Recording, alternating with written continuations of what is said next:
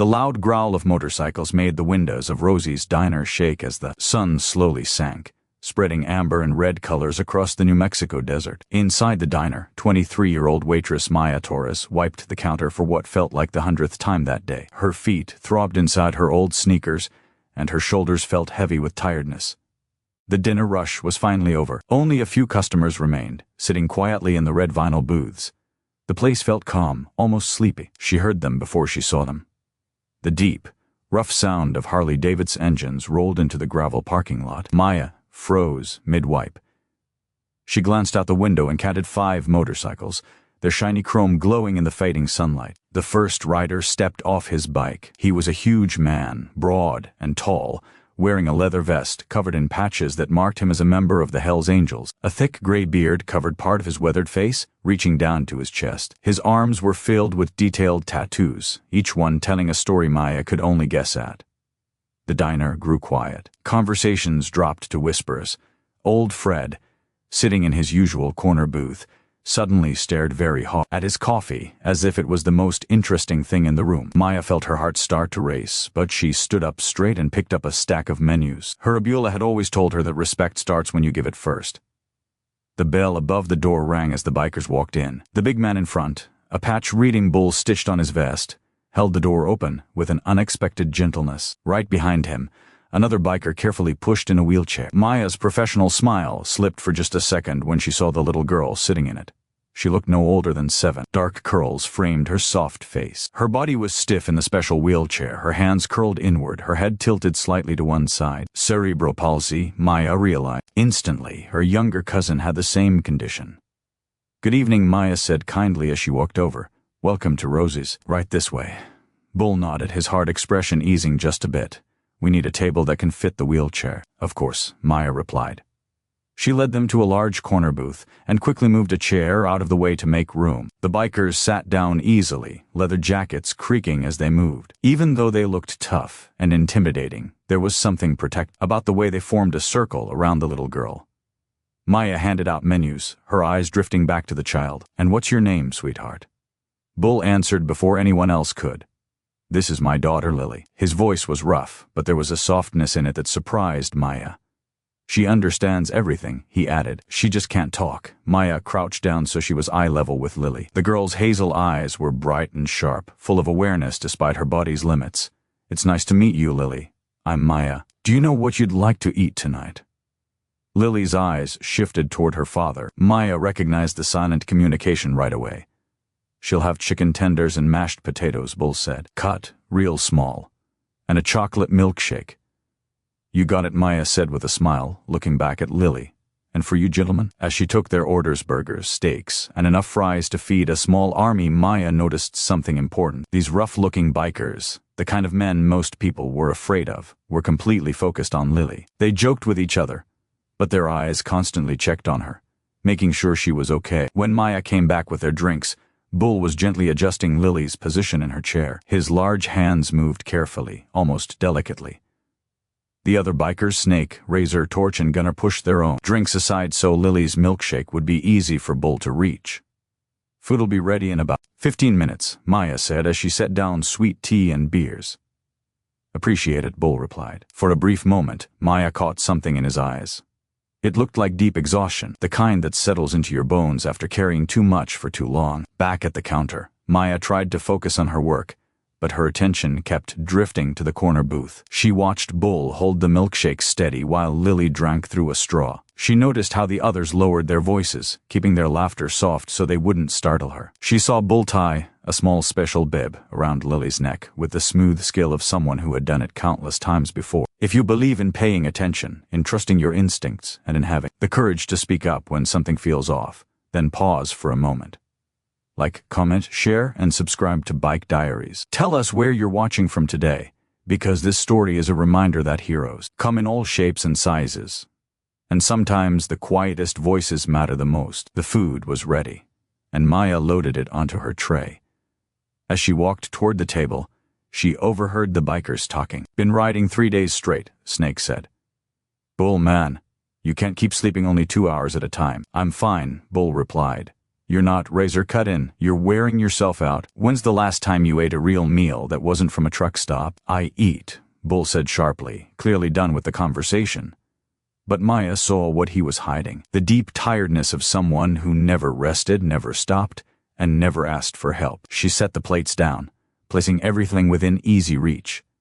When she got to Lily's plate, she paused. Bull was trying to manage his own food while getting ready to feed his daughter.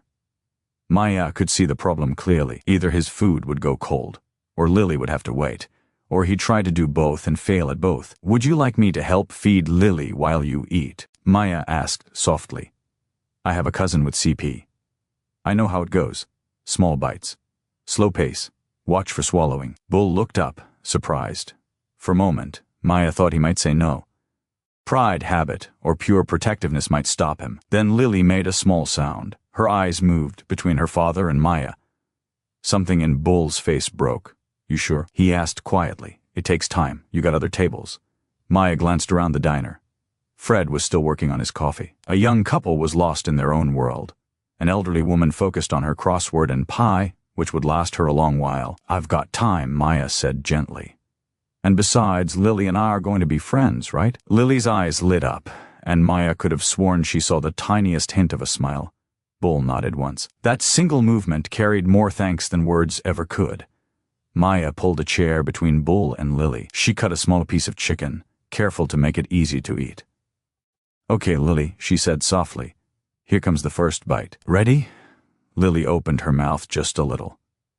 Maya placed the food inside, watching patiently as she chewed. It wasn't something that could be rushed. Every bite took time, focus, and care. Maya kept talking gently about the desert sunset, about a roadrunner she'd seen that morning, about anything that might make Lily feel normal, noticed, and more than just her condition. Beside her, she heard Bull take his first bite of warm food. Real food he could actually enjoy. She heard the bikers' quiet voices return. The tension slowly fading as the table finally relaxed. Good job, Lily, Maya whispered softly after Lily swallowed without trouble. You're doing amazing. Ready to try some mashed potatoes? As she continued feeding her, Maya noticed Bull watching her, not with doubt or worry, but with something close to amazement. Between bites, she looked up at him. What? She asked gently. You're just really good at this, Bull said. Most people either get scared, or they treat her like she's fragile glass, or like she doesn't understand anything. But you don't. You actually see her. Maya felt a lump form in her throat. She's easy to see, she replied quietly. She's got the brightest eyes in this whole diner. Lily made a small sound. Bull clearly understood it, because his eyes suddenly shined before he turned away, clearing his throat. Soon, they fell into an easy rhythm. Maya fed Lily carefully. Bull and his brothers ate, and talked softly about roads they'd traveled and the ones still ahead. Maya learned they were riding from California to Texas. She learned that Bull had recently become a single father after Lily's mother decided that raising a disabled child wasn't the life she wanted. And she learned that these four men, these tough-looking bikers with leather vests, tattoos, and loud motorcycles, had chosen to be Lily's uncles and protectors. Milkshake time? Maya asked when most of the solid food was gone. Lily's eyes lit up, and Maya laughed. I'll take that as a yes. She held the cup steady while Lily drank, remembering how her cousin needed pauses to breathe and how important it was never to rush.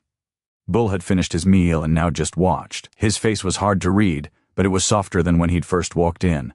You're really good at this, Gunnar said. You work with disabled kids or something? My cousin Sophia, Maya explained while helping Lily take another sip. She's 12 now. Her mom, my aunt, works 2 jobs. So I help whenever I can. Sophia's taught me a lot about patience. She smiled at Lily.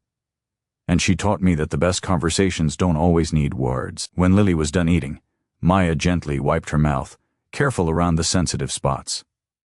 You did such a good job, Lily. I'm so proud of you. Lily locked eyes with her. In them, Maya saw gratitude, connection, and a small spark of happiness that made her chest tighten. Bull cleared his throat. What do we owe you for your time? Maya stood up, gathering plates. For feeding a beautiful little girl who made my whole evening better. Not a cent. That was my pleasure. Then she looked Bull straight in the eyes. I mean it. Some things aren't about money. You do them because they're right, because everyone deserves kindness, because she's worth it. She looked at Lily. "You're worth it, sweetheart." Bull stood suddenly, his chair scraping loudly against the floor. For a moment, Maya worried she'd crossed a line. Instead, the big man pulled out his wallet and took out not cash, but a business card. "This has my number," he said, pressing it into her hand. "If you ever need anything, you call me. Car trouble, rent, someone giving you a hard time." His voice dropped, serious and steady. "You treated my daughter with dignity tonight. You saw her as a person, not a problem. That's rare. That's precious. And that makes you family now. You understand?" Maya looked at the card, then back at Bull. His eyes were fierce with honesty. Around him, his brothers nodded. "Thank you," Maya whispered, her eyes burning with unexpected tears. "If you believe in paying attention, trusting your instincts, and having the courage to speak up when something feels right, pause for a moment. Like, comment, share, and subscribe to Bike Diaries. Tell us where you're watching from today, because this story proves heroes come in all forms, and the smallest voices often carry the biggest messages. The bikers paid their bill and left a tip 3 times the cost of the meal. Before leaving, each one snake, razor, torch, and Gunner shook Maya's hand, thanking her for being kind to their niece. Bull carefully rolled Lily toward the door, then stopped. "Maya," he called back. "I meant what I said. Family is sacred to us. Don't forget that." Maya nodded, unable to speak past the lump in her throat. She watched as Bull gently lifted Lily into a custom sidecar attached to his motorcycle, securing her with the smooth skill of a father who'd done this many times.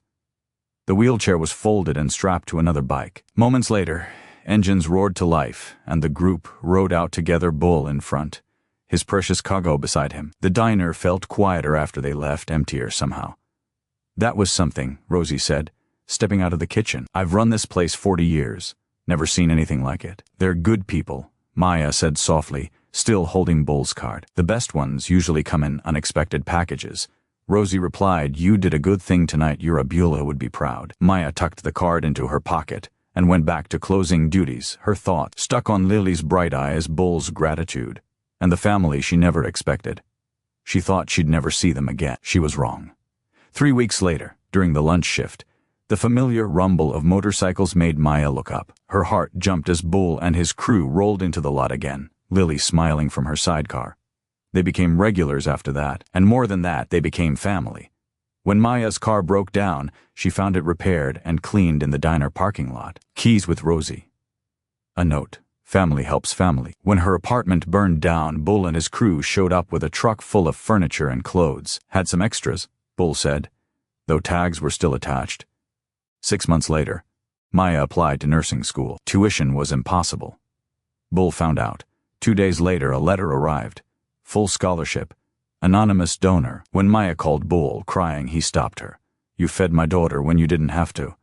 You gave me 20 minutes of peace. Nursing is where you belong. Your family," he added. No arguments.